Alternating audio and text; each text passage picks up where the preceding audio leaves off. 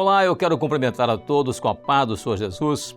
E nós estamos aqui mais uma vez para transmitirmos a primeira parte da nossa Escola Bíblica Dominical, o que fazemos sempre antecedendo ao horário das 10 horas da manhã. Então, neste horário, nós transmitimos sempre aqui algumas informações que chegam até nós através dos vídeos que os irmãos enviam, dando respostas às perguntas que foram formuladas para essa escola bíblica e assim, portanto, isso vai te ajudar um pouco na compreensão do assunto que daqui a pouco será trazido a nível de um conteúdo doutrinário da nossa escola bíblica dominical. E nós vamos continuar no nosso tema que temos proposto, de acordo com a vontade do Senhor, que é sobre o preparo da igreja para o arrebatamento. E estamos baseando esse tema no estudo que estamos fazendo no livro de Apocalipse, onde ali a mensagem do Espírito Santo repercute no meio da igreja fiel em relação aos marcadores proféticos que se cumprem em nossos dias na preparação ou no preparo da igreja para o arrebatamento. E a nossa base bíblica hoje está no capítulo 2, versos 12 a 17 de Apocalipse e também Mateus capítulo 13, verso 32, mais especificamente o 31.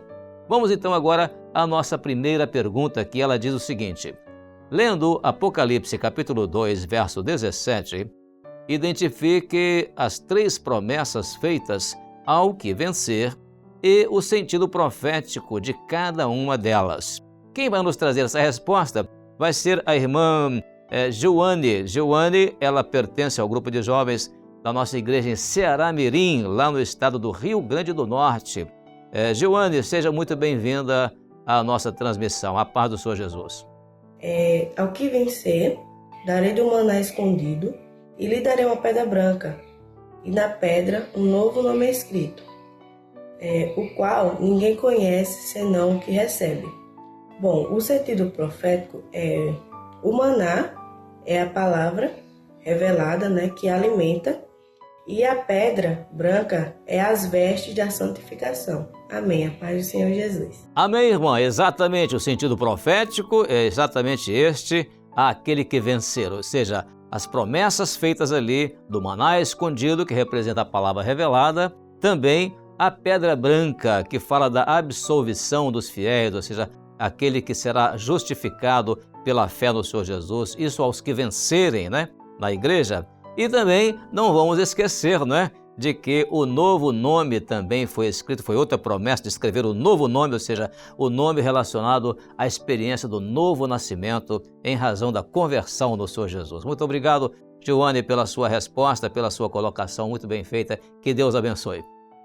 Muito bem, vamos então à nossa segunda pergunta. A segunda pergunta diz assim: considerando a pergunta anterior e a relação dos fiéis destacados no texto, cite o nome de um dos fiéis que é mencionado, ou seja, mencionado no texto.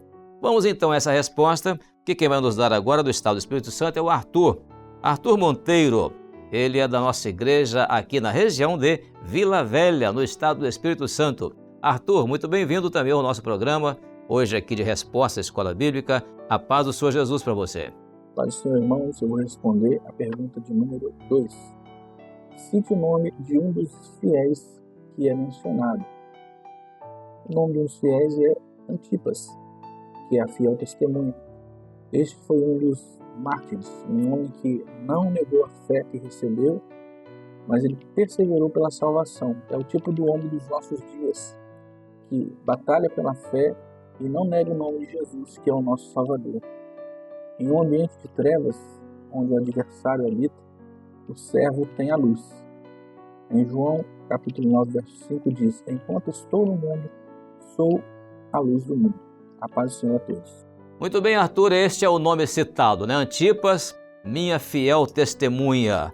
E esse Antipas é exatamente aquele mártir, que juntamente com os irmãos ali, os fiéis ali, ele representou ali a igreja fiel em Pérgamo, e onde ali os irmãos não negaram a fé, não negaram o nome de Jesus, E também ali naquela experiência, eles se mantiveram firmes no caminho da salvação, e nos momentos de maiores trevas e escuridão, eles tinham ali a revelação, tinham a palavra, e isso foi uma boa colocação na sua resposta. E a citação também de João, capítulo 9, verso 5. Enquanto estou no mundo, sou a luz do mundo. Muito obrigado pela sua participação, Arthur Monteiro.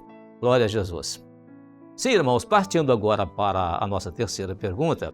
A terceira pergunta diz assim: qual o alvo que o adversário queria atingir e destruir na igreja de Pérgamo? Vamos então ver que alvo é esse que o adversário queria atingir e queria destruir na igreja de Pérgamo. Essa resposta agora nos virá do estado de Alagoas. E quem vai responder é o Davi dos Santos, da nossa igreja em Arapiraca, do estado de Alagoas. Davi, a paz do Senhor. A paz do Senhor Jesus, irmãos. Em resposta à terceira pergunta da EBD, nós podemos encontrar o objetivo do adversário em destruir e atingir a doutrina da fé. Naquele momento, a igreja ela estava passando por uma sequência de mudanças, provindas da união da política e da fé. Então, através dessa união, a igreja, em muitos momentos, foi coagida e induzida a depositar a sua fé em coisas que não provinham do Senhor, confundindo assim os irmãos e destruindo de forma assim não tão perceptiva a fé, porque os irmãos achavam que estavam fazendo algo que era da parte do Senhor. A paz do Senhor Jesus. Muito bem, Davi. Esse é o mesmo alvo que o adversário queria atingir nas outras igrejas, né? Na igreja de Éfeso ele quis destruir a palavra, na igreja de Esmirna ele quis destruir a igreja, o corpo. E agora ele queria destruir em Pérgamo a fé, a doutrina da fé. Porque a igreja passava por um momento de transição, isso mesmo, uma mudança, né?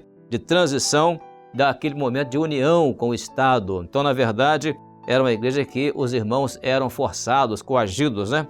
A depositar a fé deles naquilo que não era do Senhor. Então, foi exatamente nesse período que houve esse alvo do adversário de atingir ali a doutrina, o ensino, a doutrina da fé e o ensino que os irmãos praticavam ali já, os fiéis, né, que vieram de Esmirna, esses permaneceram fiéis aos pés do Senhor. Muito bem, Davi, obrigado pela sua participação, glória a Deus.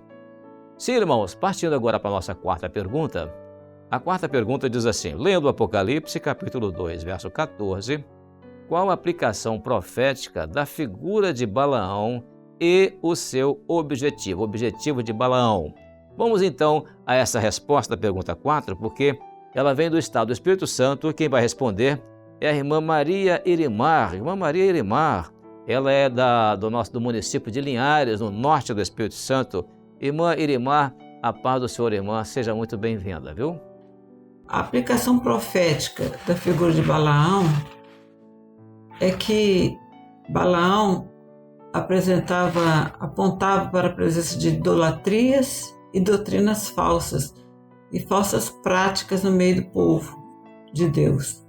Na igreja de Pérgamo, alguns estavam aceitando os comportamentos contrários, os ensinamentos contrários aos ensinamentos de Cristo e permitindo elementos de idolatria e imoralidade que eles se infiltrassem no meio da igreja. O objetivo profético é vigiar contra os falsos profetas e falsos ensinos, é a pureza e a separação deste mundo e obediência aos mandamentos de Cristo. A paz do Senhor Jesus. Amém, Irimar. A figura de Balaão, quer dizer, o aspecto profético da figura de Balaão era exatamente isso, apontava para a idolatria. Ele introduziu ali a idolatria na igreja, né? Trazendo tropeços ali para a igreja naquilo que o personagem Balaão fez lá no Velho Testamento, né? Trazendo tropeços para os filhos de Israel. E agora essa mesma figura está ali agora. Quer dizer, não era um Balaão, mas era a figura de Balaão, ou seja, profeticamente se cumpre na igreja de Pérgamo esse momento ali em que ocorre o objetivo ali de Balaão, que era, conforme a irmã mesmo colocou muito bem, que era a questão dos falsos ensinos, né? Ensinar aquilo que eram os falsos ensinos à igreja, mas os irmãos, os fiéis ali permaneceram em obediência ao Senhor. Muito bem, irmã Irimar, obrigado pela sua participação. Amém, irmãos? Partindo agora para a quinta pergunta. E a quinta pergunta diz assim, qual o pretexto usado por Balaão e o que ele queria quando negou a profecia? Ele negou a profecia e o que é que ele queria com isso e o que é que ele alegou como pretexto? E essa pergunta número 5 vem agora a resposta do estado de Minas Gerais. Nós vamos lá para a igreja de Divinópolis, onde tem aquele Manaim tão bonito ali em Divinópolis. E quem vai nos responder é o Wanderson. Wanderson Brandão vai nos dar a resposta. Wanderson, muito bem-vindo. A paz do Senhor, agora é a sua vez. A paz do Senhor, irmãos. Eu vou responder a pergunta de número 5 da EBD, que diz assim: qual o pretexto usado por Balaão e o que ele queria quando negou a profecia? Bem, Balaão, ele troca os valores eternos, os valores da fé, né, aquilo que é profético, por aquilo que é material, com o pretexto de estar ali seguindo um caminho, né? Ou seja, ele deixa de ouvir a voz do Senhor, passa a dar ouvido, né, à sua própria voz, aquilo que ele entendia que era o certo de se fazer, e quando ele faz isso, ele entra em um caminho de desobediência. Lembrando que Jesus não é um caminho, Jesus é o caminho, a verdade e a vida. Então Balaão ele passa a seguir um caminho de desobediência, caminhando para a morte, e em consequência disso, da sua desobediência, a palavra fala que ele espanca a jumenta 3 vezes. Por quê? Porque aquele que aquele que nega a experiência de salvação, ele nega aquilo que ele viveu, ele nega a fé, ele nega o Pai, ele nega o Filho e ele nega também o Espírito Santo. Amém? A todos a paz do Senhor. Amém, Wanderson. Ele troca exatamente, né, os valores da fé por aquilo que é temporal, aquilo que é material, né? Ele passa a dar ouvidos à sua própria voz e deixa de ouvir a voz do Senhor. Eu achei interessante essa colocação que você fez, muito boa até, por sinal, né? Você colocou aí, né, no seu entendimento que ele estava atingindo ali naquelas 3 pancadas, atingindo ali o Pai, atingindo o Filho, atingindo o Espírito Santo. Tudo bem, uma colocação feita, né? Mas veja bem que é muito importante o detalhe aqui do pretexto que ele usou, né? Para quando ele negou a profecia. Qual foi esse pretexto? Ele trocou os valores eternos, né, por valores materiais, aquilo que era perecível. Muito obrigado, então, pela sua participação, Wanderson. Glória a Deus. Sim, irmãos, agora a nossa última pergunta para todos, que é a pergunta número 6. E a pergunta número 6, ela vai lá agora na parábola, né? Lendo Mateus, capítulo 13, verso 31, né? Comparando a fé com o grão de mostarda, qual o resultado da semente que o homem, pegando dela, semeou no seu campo, ou seja, no campo dele? Faça a aplicação de sua resposta à experiência com a fé. E quem vai nos dar essa preciosa resposta agora vai ser lá do estado de Santa Catarina e é o Kelvin. O Kelvin Machado é da nossa igreja em Florianópolis, no estado de Santa Catarina. Kelvin, agora é a sua vez. A paz do Senhor, meu companheiro. Então ali quando o homem ele pega o grão de mostarda, que é a fé, e ele planta no campo dos seus interesses, o que acontece? A semente ela morre e cresce ali uma grande árvore, né? Então é o interesse do homem que prevalece. Então ele mata a fé interior, que é a fé que vem da eternidade, e ele começa ali a viver da fé, que é da razão dele, né? Nós podemos ver isso na igreja de Pérgamo, quando foi feito ali esse casamento pervertido, né? Porque a fé ela foi lançada ali no interesse humano, né? Interesse do homem, né? E ali começou a ter um cristianismo, né? Então todo mundo era cristão e a fé ela morreu, né? A fé verdadeira ela morreu. Amém? A paz do Senhor Jesus. Amém, Kelvin. É exatamente isso que acontece. Quando o homem lança mão da semente da fé, a fé verdadeira, a fé interior, a fé que é semelhante ao grão de mostarda que concentra no seu interior uma vida latente. Então ele toma essa fé e lança no campo, semeia essa semente no campo do interesse dele. Então, naturalmente, essa semente morre, ou seja, essa fé interior, ela morre, dando lugar a uma fé apenas de aparência, né? Isso foi exatamente o que aconteceu em Pérgamo, no casamento pervertido, como você coloca muito bem, porque foi uma semente lançada ali pelo interesse do homem. Então todos se tornaram pagãos, se tornando cristãos, mas a fé interior, genuína, aquela fé que veio desde Éfeso e de Esmirna, e através da doutrina que foi estabelecida, a doutrina que foi vivida, então essa fé agora vai morrer ali, ou seja, ela vai deixar de existir como uma fé interior e na sua expressão universal vai ser uma fé apenas de aparência exterior, numa grande estrutura religiosa. Muito bom a sua resposta, muito bem colocada dentro do sentido da pergunta. Muito obrigado pela sua participação.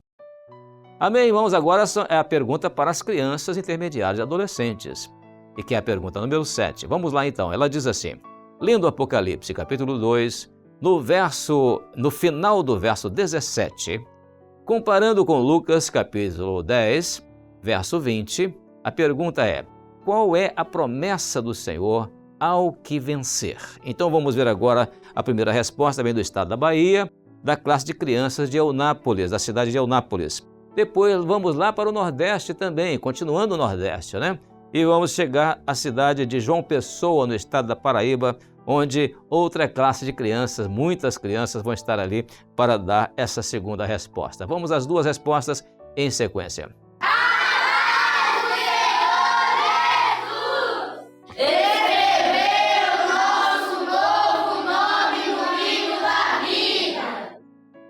Apocalipse capítulo 2, versículo 17. E na pedra um novo nome escrito, o qual ninguém conhece, senão aquele que o recebe. Lucas 10, versículo 20. Alegrai-vos antes por estarem o vosso nome escrito nos céus.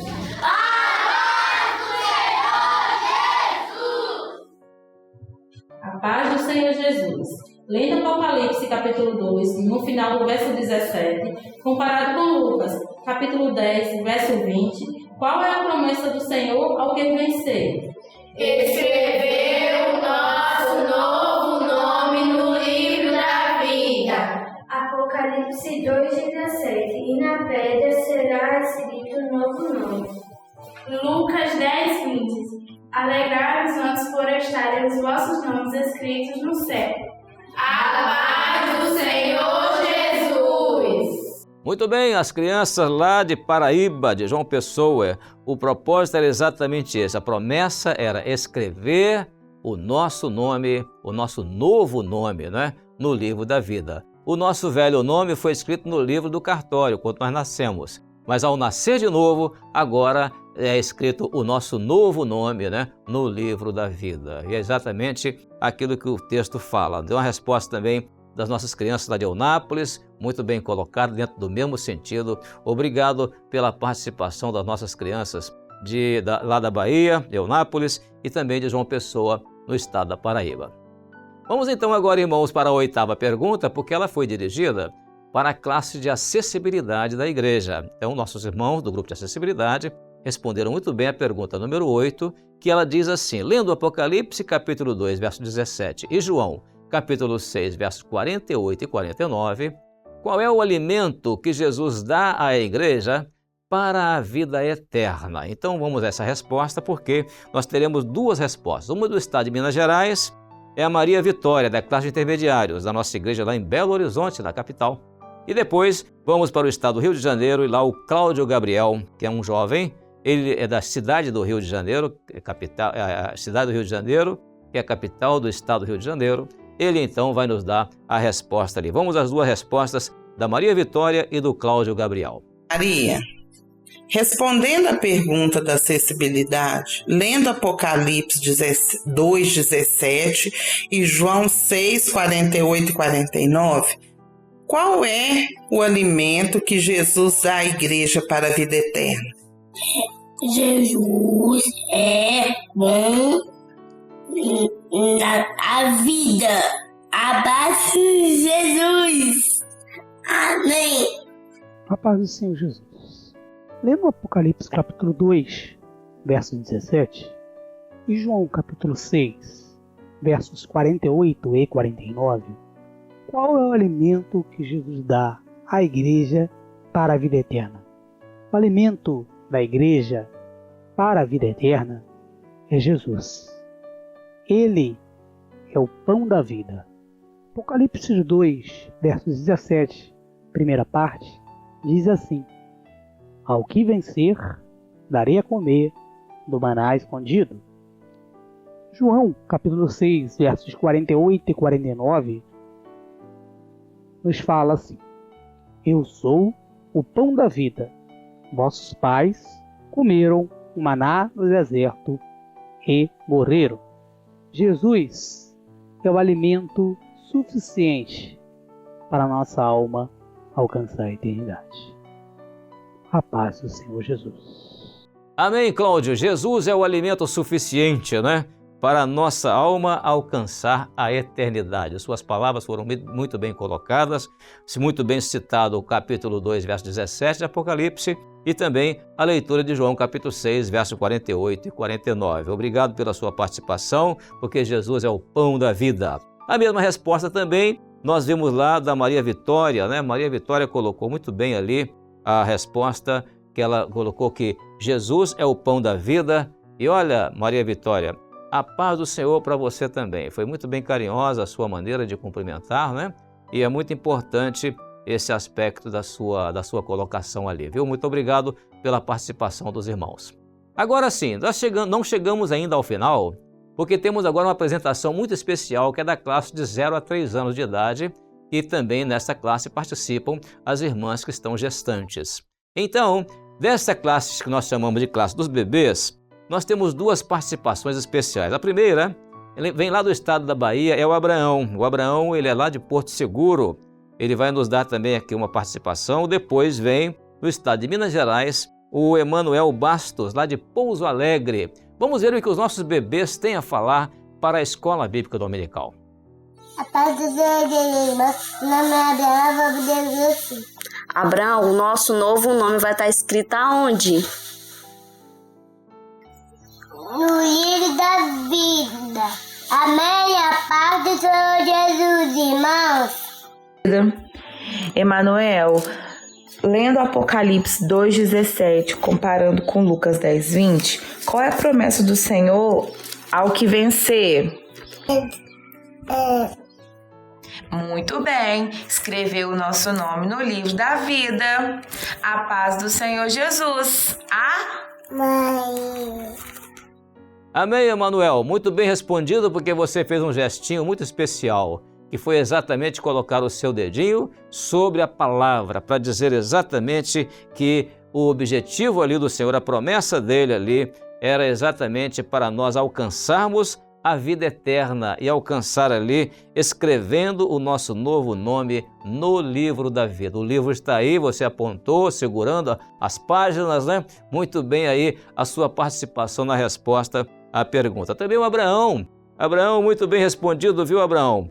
Que, na verdade, o nosso novo nome vai estar escrito no livro da vida. Amém? A paz do Senhor Jesus para você e para a mamãe também, que fez a pergunta. Que Deus abençoe. Glória a Deus. Amém, irmãos? Então, assim chegamos ao final dessa primeira parte da Escola Bíblica Dominical e nós te convidamos a permanecer no nosso canal oficial da Igreja Cristã Maranata, porque daqui a pouco, às 10 horas da manhã, nós iremos apresentar o conteúdo doutrinário da Escola Bíblica Dominical e não perca, porque vai ser uma grande bênção para a sua vida espiritual. Que Deus abençoe, então até daqui a pouco, com a paz do Senhor Jesus.